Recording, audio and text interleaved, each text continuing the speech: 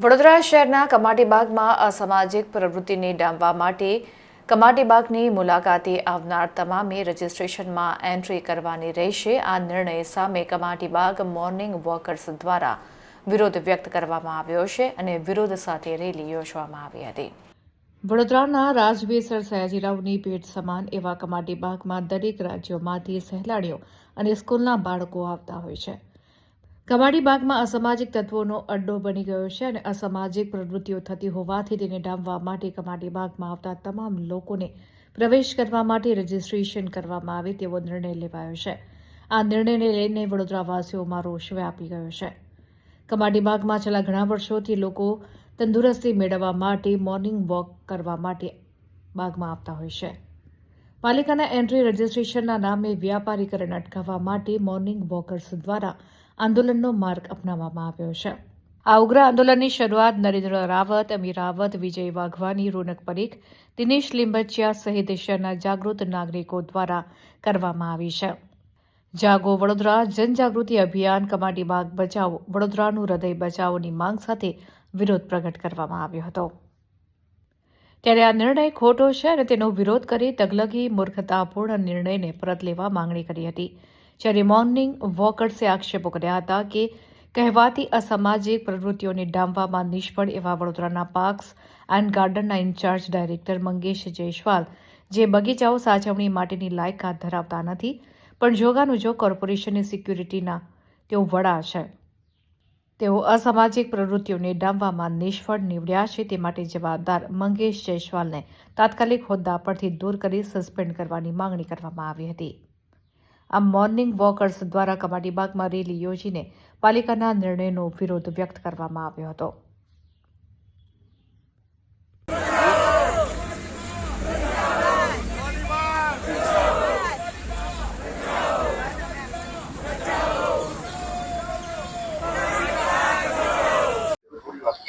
Sir Sayajirao Gaekwad મહારાજની આ એક દેન જે કમાટીબાગ જે વિશ્વમાં પણ પ્રસિદ્ધ છે। લોકો દૂર દૂરથી આ બગીચો જોવા આવે છે, પ્રાણી સંગ્રહાલય જોવા આવે છે। બાળકો ગૌરીવ્રતના દિવસે મોટી સંખ્યામાં નાની નાની છોકરીઓ પણ અહીંયા આખો દિવસ માટે એમનો બગીચો ખોલવામાં આવે છે અને તમે જોઈ શકો છો જે પ્રમાણે કોર્પોરેશને જે પોતાનો તગલખી નિર્ણય રાખ્યો છે કે સિગ્નેચર સહી કરીને તમારે અંદર આવવાનું, તો આ ખૂબ જ દુઃખની વાત છે। સર સયાજીરાવ ગાયકવાડ મહારાજે જ્યારે આ વસ્તુ આપણા માટે જો ખુલ્લું રાખ્યું હોય અને કોઈ જાતનું કોઈ બંધન નથી રાખ્યું, તો તમે કોણ છો? તમે આજ દિન સુધી કોઈ જાતનું એક ગાર્ડન એક વડોદરાને આપી નથી શક્યા અને સર સયાજીરાવ ગાયકવાડ મહારાજે જે આપેલી આ દેન છે એના પર તમે આ રીતનું પ્રતિબંધ નાખો તો આ યોગ્ય ના કહેવાય અને આ એક મોર્નિંગ વોકર્સનું અપમાન છે, વડોદરાની જનતાનું અપમાન છે। એટલે અમારો એક જ નિર્ણય, અમારું એક જ કહેવું છે કે તાત્કાલિક આ નિર્ણય કોર્પોરેશન પાસે થાય છે। કૈલાસવાસી મહારાજા સયાજીરાવ ગાયકવાડની અમૂલ્ય ભેટ એટલે સયાજી બાગ। સયાજી બાગ એટલે કમાટીબાગ સમગ્ર ગુજરાતમાં સૌથી મોટો બાગ, વૃદ્ધો, મહિલાઓ, બાળકો માટે આનંદ પ્રમોદનું એક સ્થળ, જ્યાં સમગ્ર ગુજરાતમાંથી શાળાઓના બાળકો પણ પ્રવાસે આવે છે। સંકલ્પ ભૂમિ ખાતે આખા દેશના લોકો બાબા સાહેબ આંબેડકરના દર્શને આવે છે।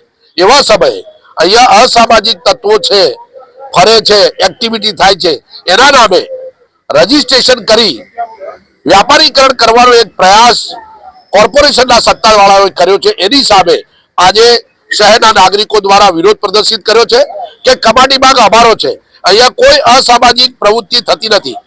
અમે વર્ષોથી એટલે લગભગ 30-40 વર્ષથી અહીંયા મોર્નિંગ વોકર્સ સવારે ચાલવા આવે છે, સાંજે ચાલવા આવે છે, પરંતુ અમે કોઈ અસામાજિક પ્રવૃત્તિ જોઈ નથી।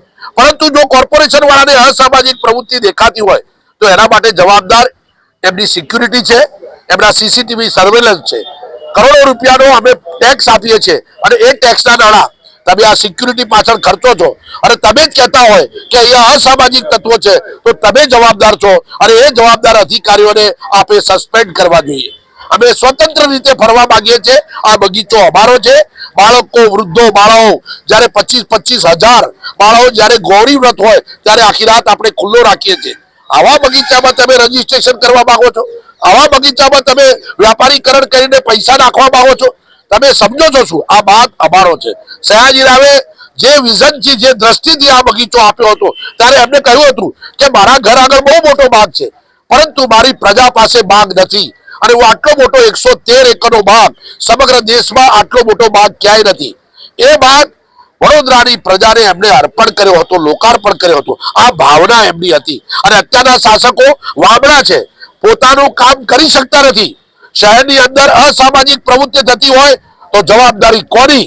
શાસકોની. તો તમે ઉડા ઉતર્યા છો, તમને સસ્પેન્ડ કરવા જોઈએ. તમે અમારા પૈસે સિક્યુરિટી અને કરોડો રૂપિયા ખર્ચો છો. આજે શહેરના નાગરિકો દ્વારા વોક ફોર જસ્ટિસ, ન્યાય માટે અમે ચાલીને કોર્પોરેશનને કહ્યું છે કે તાત્કાલિક આ પ્રકારનો જે નિર્ણય લીધો છે એ તગલકી છે, અમારું અપમાન કરનાર છે. કારણ કે અહીંયા કોઈ અસામાજિક તત્વો આવતા નથી. અહીંયા વડોદરા શહેરના નાગરિકોનું તમે અપમાન કર્યું છે. તાત્કાલિક આ પ્રકારનો ફતવો બહાર પાડો, પાછો ખેંચો, અને સામાન્ય રીતે જે બગીચો ચાલતો હોય એ રીતે ચાલવા દો.